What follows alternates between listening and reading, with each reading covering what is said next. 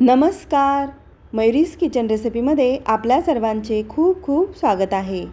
इथे आपली हेल्दी आणि टेस्टी ज्वारीच्या पिठाची चकली तयार झालेली आहे आणि बनवायला तर खूपच सोपी, किती कुरकुरीत झालेली आहे. तुम्ही आवाज ऐकू शकता. मस्त अशा ह्या चकल्या तयार होतात झटपट आणि अगदी कमी साहित्यामध्ये.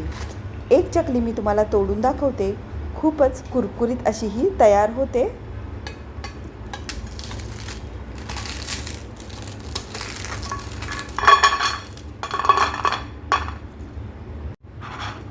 आणि एकदम नळीदार अशा ह्या चकल्या तयार होतात. पाहू शकता, आतून पोकळ झालेल्या आहेत. अशाच ह्या चकल्या तुम्हाला जर बनवायच्या असतील तर हा व्हिडिओ तुम्ही शेवटपर्यंत नक्की बघा. आणि या अगोदर मी चॅनेलवरती शेअर केलेल्या फुटाण्याची डाळ आणि तांदळाच्या पिठाच्या चकलीला तुम्ही खूप छान प्रतिसाद दिला, त्याबद्दल मी तुमची मनपूर्वक आभारी आहे. त्याचबरोबर मी रव्याच्या चकलीची सुद्धा रेसिपी अपलोड केलेली आहे. ती सुद्धा अगदी झटपट आणि चवीला दुकानात मिळते तशीच तयार होते. ती चकलीसुद्धा तुम्ही ट्राय करून बघा. चला तर मग वेळ न घालवता आपल्या या रेसिपीला सुरुवात करूया. ज्वारीच्या पिठापासून चकली बनवण्यासाठी या वाटीचा मी मेजरमेंटसाठी वापर केलेला आहे. आपली रोजचीच आमटीची वाटी घेतलेली आहे. त्या वाटीने आपल्याला 3 वाटी ज्वारीचं पीठ घ्यायचं आहे. हे ज्वारीचं पीठ ताजं असावं, जुनं पीठ वापरू नये, कारण त्याला चिकटपणा नसतो. त्यामुळे ताजंच पीठ तुम्ही वापरा. आता हे मी चाळून घेतलेलं आहे. हे चाळून घेतल्यानंतर यामध्ये आपण घालूयात चवीनुसार मीठ. अगदी थोडी पाव चमचा हळद घालायची आहे. 1 चिमूटभर आपल्याला हिंग घालायचं आहे. 2 चमचे सफेद तीळ घाला. आता यामध्ये 1 चमचाभर ओवा हातावर क्रश करून घालायचा आहे, त्यामुळे त्याचा फ्लेवर छान येईल. 2 चमचे इथे मी लाल तिखट घालत आहे. तिखट तुम्ही तुमच्या आवडीनुसार कमी जास्त करू शकता. आता हे आपण मिक्स करून घेऊयात. हे छान मिक्स केल्यानंतर आपण याची उकड काढून घेणार आहोत. त्यासाठी ज्या वाटीने पीठ घेतलेलं त्याच वाटीने 3 वाट्या आपल्याला पाणी घ्यायचं आहे. कढईमध्ये मी 3 वाट्या पाणी घालून घेते. 3 वाटी ज्वारीच्या पिठासाठी मी 3 वाट्या पाणी घेतलेलं आहे. जर 2 वाट्या ज्वारीचं पीठ असेल तर 2 वाट्या पाणी घ्या. ही 3री वाटीसुद्धा मी घेतलेली आहे. आता या पाण्याला आपण छान उकळी येऊन देऊयात. त्या अगोदर यामध्ये आपण तेल घालून घेणार आहोत. हा नेहमीचा पोहे खाण्याचा चमचा आहे. त्या चमच्याने आपण 3 चमचे तेल घालून घेणार आहोत. आता हा चमचा रेग्युलर चमच्यापेक्षा थोडासा मोठा चमचा आहे. त्याच चमच्याने आपल्याला यामध्ये 3 चमचे तेल घालून घ्यायचं आहे.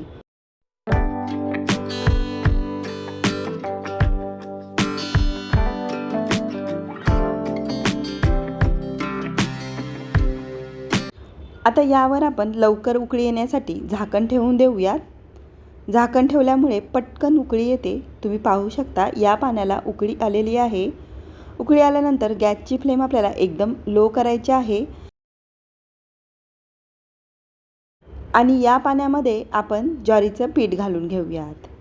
अशा पद्धतीने एका हाताने पीठ घालायचं आहे आणि दुसऱ्या हाताने लाटण्याने आपल्याला हे मिक्स करून घ्यायचं आहे.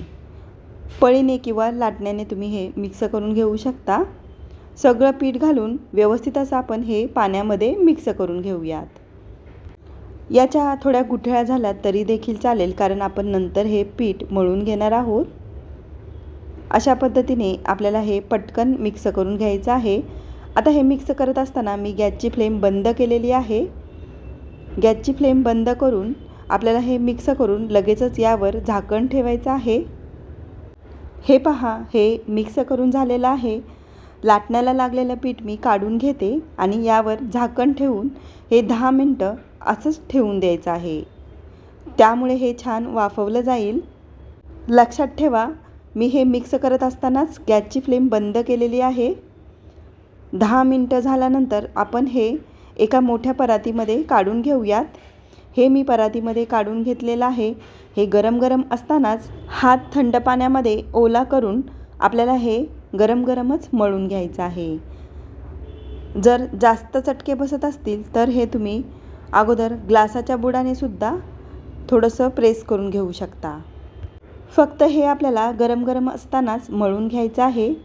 थोडंसं पीठ कोमट झालं की आपण हे हाताने मळून घेऊयात. हे पीठ हाताला सोसवेल इतकं गरम आहे, तोवरच आपण हे मळून घेऊयात. हाताला जर जास्त चटका बसत असेल तर थंड पाण्यामध्ये हात बुडवा आणि अशा पद्धतीने तुम्ही हे मळून घ्या. अगदी 10 ते 12 मिनटं आपल्याला हे पीठ छान घुसलवून मळून घ्यायचं आहे. त्यामुळे याला छान चिकटपणा येईल. तुम्ही पाहू शकता मस्त असं हे पीठ मी मळून घेतलेलं आहे. असंच आपल्याला हे पीठ 10 ते 12 मिनटं मळून घ्यायचं आहे. अजून हे कोमटच आहे. असं हे पीठ मळून घेतल्यामुळे चकल्या आपल्या छान तयार होतात. बनवताना तुटत नाहीत. हे पहा, इतपत मी हे मळून घेतलेलं आहे. जास्त घट्ट किंवा जास्त पातळसुद्धा नाही. आता चकली बनवण्यासाठी याच्यातील आपण थोडंसं पीठ काढून घेऊयात आणि प्रत्येक वेळेस पीठ काढून घेतल्यानंतर हातावर किंवा परातीमध्ये आपल्याला घुसलवून घ्यायचं आहे आणि नंतरच शेवग्यामध्ये भरायचं आहे. उरलेलं पीठ आपण झाकून ठेवणार आहोत, त्यामुळे हे वरून सुकणार नाही. आता हे पीठ शेवग्यामध्ये मी भरून घेते. अशाच पद्धतीने प्रत्येक वेळेस शेवग्यामध्ये पीठ भरताना असंच हातावर किंवा परातीमध्ये घुसलवून घेऊन नंतरच आपल्याला शेवग्यामध्ये भरून घ्यायचं आहे आणि चकल्या करायच्या आहेत. एकदम मस्त अशा ह्या चकल्या तयार होतात. अजिबात बनवताना तुटत नाहीत.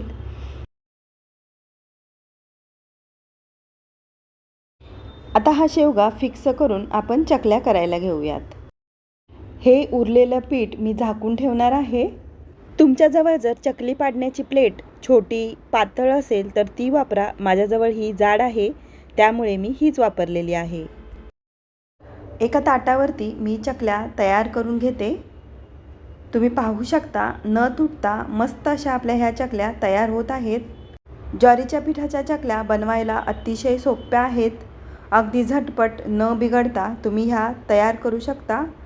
त्यामुळे तुम्ही एकदा ट्राय करून बघा. ही पहा चकली किती सुंदर झालेली आहे. अशाच पद्धतीने मी ताटावर मावतील एवढ्या चकल्या तयार करून घेते. माझी ही रेसिपी तुम्हाला आवडली असेल तर प्लीज पटकन सबस्क्राईब करून घ्या. इथे मी 6 ते 7 चकल्या तयार करून घेतलेल्या आहेत. आता आपण ह्या तळून घेऊयात. तळून घेण्यासाठी अगोदरच मी तेल मीडियम गरम करून घेतलेलं आहे. तेल जास्त कडक गरम करायचं नाही. थोडंसं गरम झालं की आपल्याला यामध्ये चकली सोडायची आहे.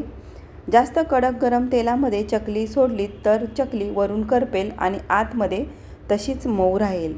त्यामुळे तुम्ही तेल थोडं गरम झालं की यामध्ये चकल्या सोडून द्या. तेलामध्ये चकली सोडल्यानंतर कढईला चिटकणार नाही इतपत आपल्याला तेल गरम करून घ्यायचं आहे. तेल गरम झाल्यानंतर त्यामध्ये एक छोटासा गोळा सोडून बघा. तो जर वरती तरंगला तरच तुम्ही यामध्ये चकली सोडा. आता आपण ही चकली थोडीशी तेलामध्ये सेट होईपर्यंत म्हणजे थोडी कडक होईपर्यंत पलटी करणार नाही. अशी ही थोडीशी कडक झाली की पलटी करून घेणार आहोत. 1-2 मिनटानंतरच आपल्याला ही पलटी करून घ्यायची आहे. अशा पद्धतीने एकदम मीडियम फ्लेमवरती आपण ह्या चकल्या कुरकुरीत होईपर्यंत तळून घेणार आहोत. याचे बुडबुडे पूर्णपणे कमी झाल्यानंतरच आपल्याला चकली बाहेर काढायची आहे.